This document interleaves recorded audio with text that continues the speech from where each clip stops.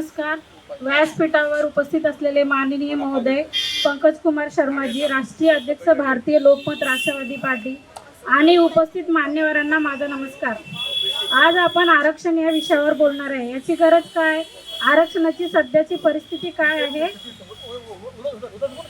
आज आपण आरक्षण या विषयावर बोलणार आहे.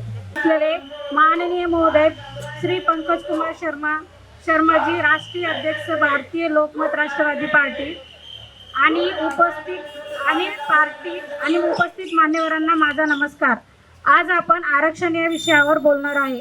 याची गरज काय, आरक्षणाची सध्याची परिस्थिती काय आहे याबद्दल थोडक्यात माहिती घेणार आहोत. आरक्षणाचा अर्थ असा आहे की शैक्षणिकदृष्ट्या मागास असलेल्या लोकांना, ज्याचं उत्पन्न वर्षाच्या 6 लाखाच्या आत आहे, अशा लोकांना समाजाच्या मुख्य प्रवाहात आणण्यासाठी आरक्षणाद्वारे या समुदायांना समान संधी मिळवून देणे आणि त्यांना समाजाच्या मुख्य प्रवाहात आणणे आवश्यक आहे.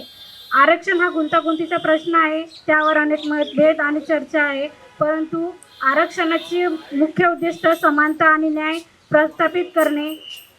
मी सरकारला विनंती करते की आरक्षणाबद्दल सहानुभूतीने, समजूतदारपणाने विचार करावे.